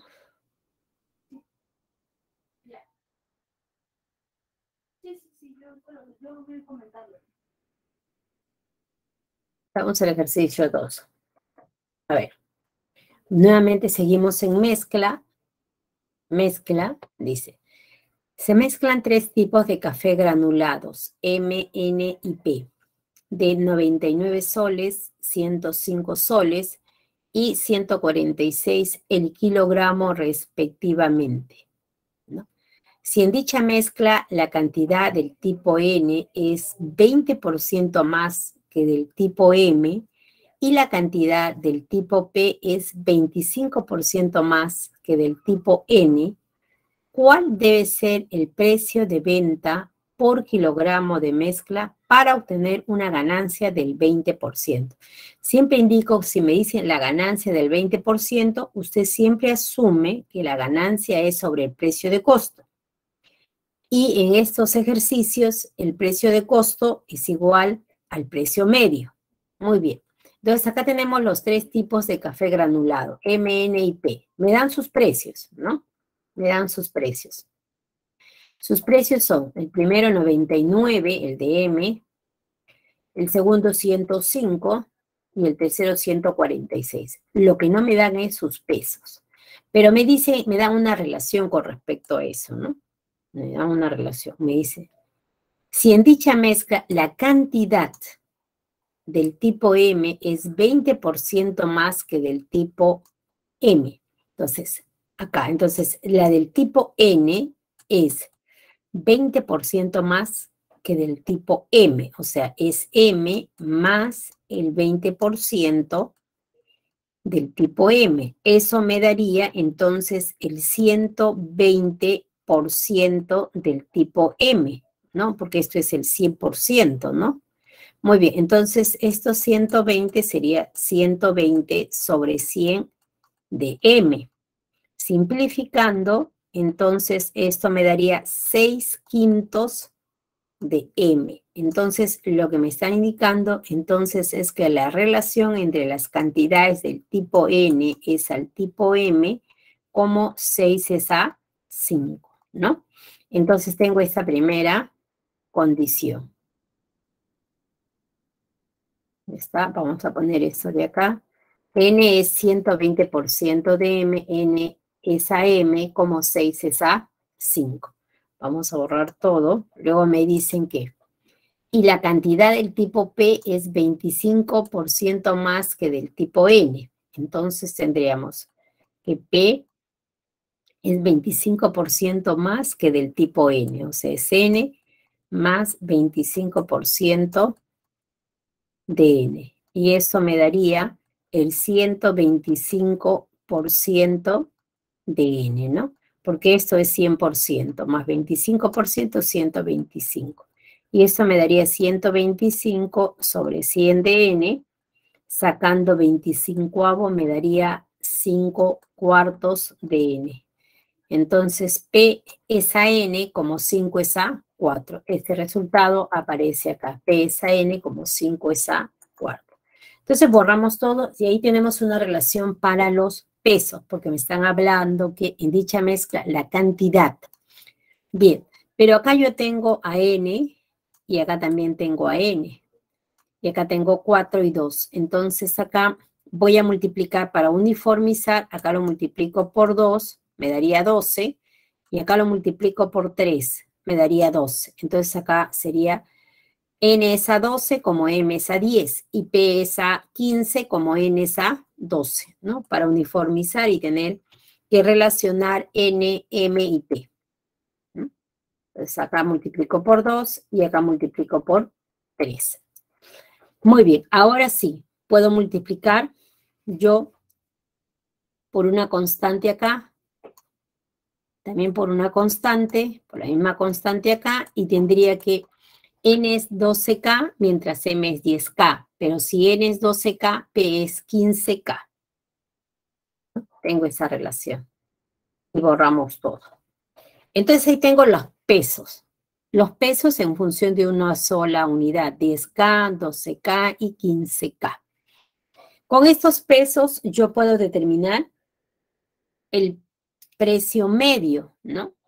Porque el precio medio, vamos a poner por acá, entonces esto vamos a poner acá. Entonces, este peso sería 10K, 12K y 15K, ¿no? Entonces, ¿qué tendría? Precio medio, ¿a qué será igual?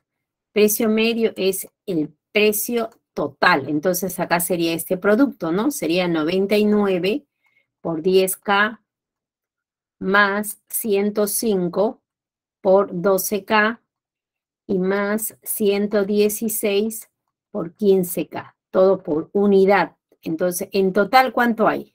Sumamos todo eso, el total es 10K más 12K más 15K. Esto me daría 37K. Entonces, usted observa que aparece una ecuación con la variable K para eliminar, ¿no? Vamos a borrar y acá tendríamos esta ecuación que me permite tener el precio medio.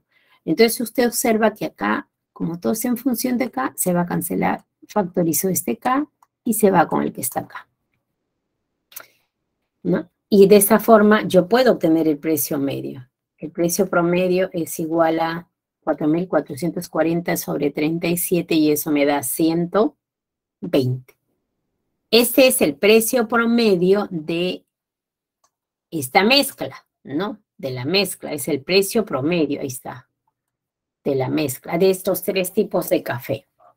¿Qué más me dice? ¿Cuál debe ser el precio de venta por kilogramo de mezcla para obtener una ganancia del 20%? Entonces, ¿qué tengo? Que el precio de venta tendrá que ser el precio de costo, que es precio medio, más la ganancia, que debe ser el 20% de 120, ¿no? Entonces, el precio de venta debe ser el 120% del precio medio o precio promedio, que es 120. Bien, entonces, efectuando acá sería 120 sobre 100, se me van los ceros y me daría 12 por 12, y eso es 144.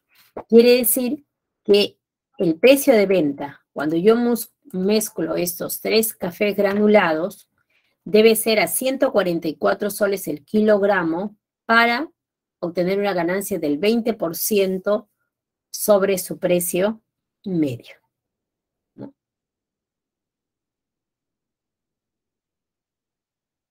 Tome pantallazo a este ejercicio para pasar al siguiente ejercicio.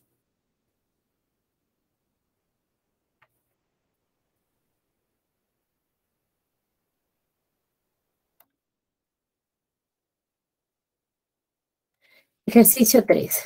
Dice, Paola tiene 2 frascos llenos de alcohol, cuyos volúmenes son entre sí como 3:8.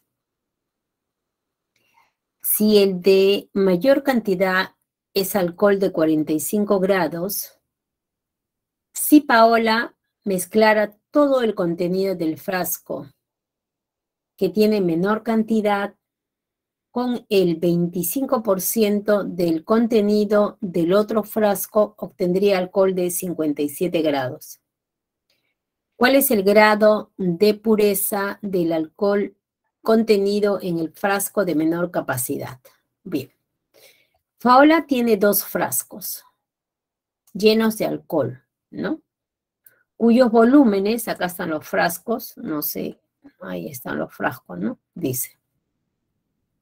Cuyos volúmenes, entonces vamos a poner volumen 1 y acá tendríamos volumen 2. Entonces tendríamos lo siguiente. Dice, cuyos volúmenes son entre sí como 3:8. Entonces volumen 1 es a volumen 2 como 3:8, ¿no? Entonces para uniformizar le pongo 3 veces B y acá le pongo 8B. Entonces el volumen 1, entonces si yo tengo estos 2 frascos, el primero va a tener volumen 3B y el segundo tendrá 8B. Eso es. Dice, el de mayor cantidad, este es el de mayor cantidad, es alcohol de 45 grados. Este tiene alcohol de 45 grados, ¿no? Este tiene mayor cantidad. Entonces vamos a graficar esto acá. Frasco 1, ¿no? Y frasco 2. El frasco 1 tiene volumen 3B, mientras que el frasco 2 tiene volumen 8B. Y el frasco 2 tiene alcohol de 45 grados. Borramos todo. Y ahora tendríamos lo siguiente.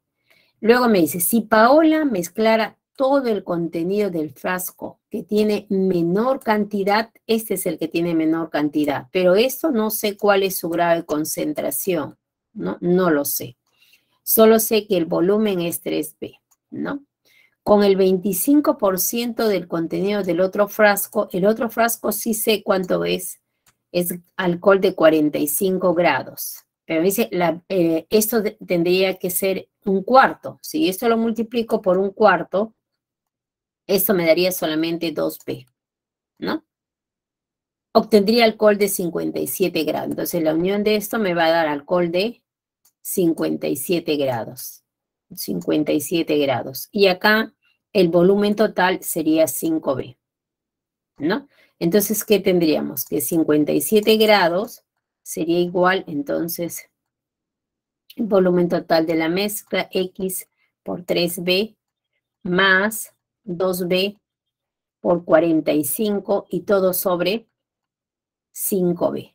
¿Qué es lo que observa acá? Que usted puede cancelar, vamos a el volumen que hemos tomado acá y me va a quedar una ecuación solo en la variable X, ¿no? Vamos a borrar todo lo que he marcado acá. Y acá está indicando que se está mezclando todo el contenido del frasco menor con un cuarto del contenido del frasco menor y se obtiene alcohol de 57 grados. Es lo que estoy haciendo en la ecuación anterior. Entonces ahí se me cancela volumen, volumen, volumen. Esto es 2, sería 2 por 90 más 3x igual sobre 5, ¿no? Igual a 57 grados, ¿no? Entonces 5 por 57 me da 285 y de acá usted podría despejar, vamos a borrar todo, despejar la variable X, ¿no? Por lo tanto, X es igual a 65 grados. Preguntan cuál es el grado de pureza del alcohol contenido en el frasco de menor capacidad. Entonces estaría en la alternativa C, 65 grados.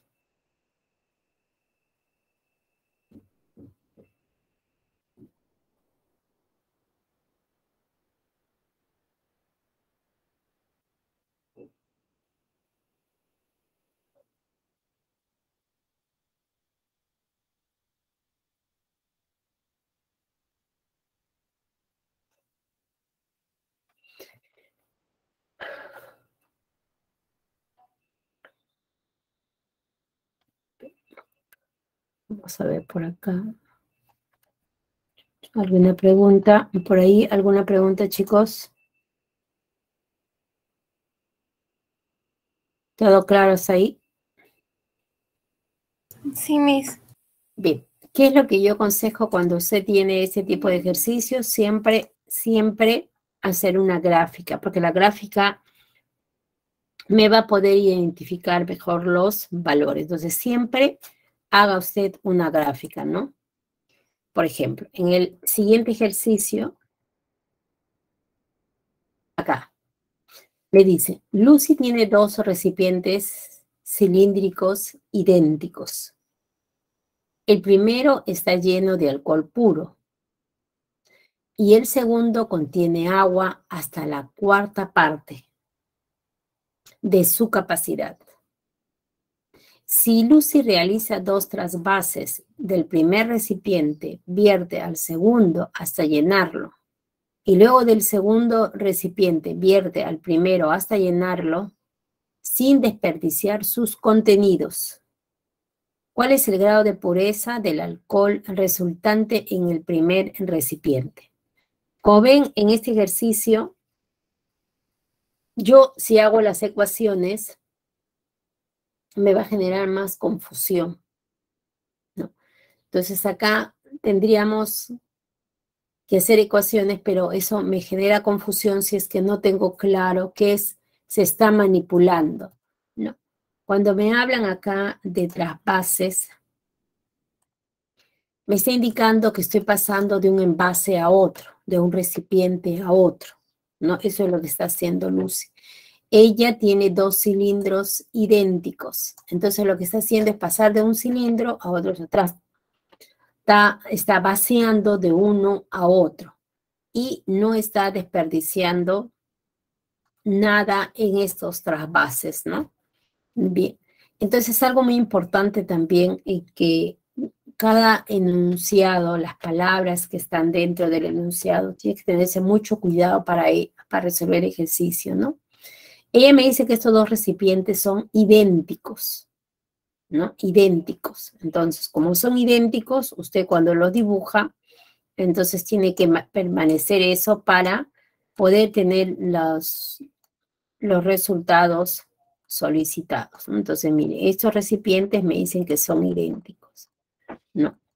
Entonces, acá, el primero está lleno de alcohol puro. Esto está lleno. No sé su capacidad. No me hablan en ningún momento de la capacidad del primero. Solo sé que es alcohol puro. ¿Qué recuerdo? El alcohol tiene, cuando es puro, tiene un grado de concentración al 100%. Alcohol de 100 grados. No se acostumbra a poner porcentajes, sino la bolita, ¿no? Eso quiere decir, de este contenido todo es alcohol, ¿no? Ese es alcohol puro. Y el segundo dice contiene agua. Ahí está el puntito. Hasta la cuarta parte de su capacidad, ¿no? Entonces estamos hablando de volumen, hasta la cuarta parte. Bien, si es hasta la cuarta parte, entonces este volumen se puede dividir entre 4. Se puede dividir entre 4. Entonces, para no generarme fracciones, complicado trabajar con fracciones, entonces yo digo, entonces la capacidad de todo esto es 4B, ¿no? Entonces, esto está lleno solamente la cuarta parte. Entonces, solamente acá está la mitad y acá está la mitad de la mitad y esto es lo que está lleno. Entonces acá sería solamente B. Entonces ahí sí me evito trabajar con decimales, ¿no? Entonces, pero esto es agua, entonces el grado de concentración de esto es 0 grados, ¿no? Ya tengo, miren. Ahora bien, entonces esto tiene ¿cuántos litros? B litros. Entonces, ¿esto cuánto tendría? 4B litros, ¿no? Y eso tendría B. Entonces ya tengo el grado de concentración, el grado, 100 grados, 0 grados, y ya tengo las cantidades a partir de, esto de acá que me está dando. Entonces, una vez que tengo eso, comienzo los trasvases, ¿no? Eso es lo que me está indicando el enunciado. Dice, bien, entonces esto de acá, vamos a borrar todo. Vamos a borrar todo. Y acá se está graficando de esta manera. Alcohol puro y el agua, ¿no? Que habíamos indicado. Alcohol es de 100 grados, 4 veces B, y ahí está, ¿no? El alcohol puro tiene 100 grados y el agua tiene 0 grados. Eso también debo tenerlo presente cuando yo realice los cálculos, ¿no? Las observaciones. Entonces, ahí, como ven, se está graficando para poder comprender esto de los trasvases. No sé cuánto tiempo tengo.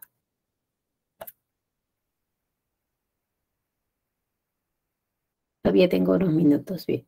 Todavía tengo 3 minutos. Bien. Entonces, vamos al primer trasvase. Nos quedamos en el primer trasvase, entonces, bien. Dice, ahora, si Lucy realiza 2 trasvases, del primero dice, del primer recipiente vierte al segundo hasta llenarlo. Entonces, lo que va a hacer sería transportar esto de acá hasta llenarlo. Ese es el primer trasvase. Vamos a ver el primer trasvase. Ahí tengo 4B, primer trasvase.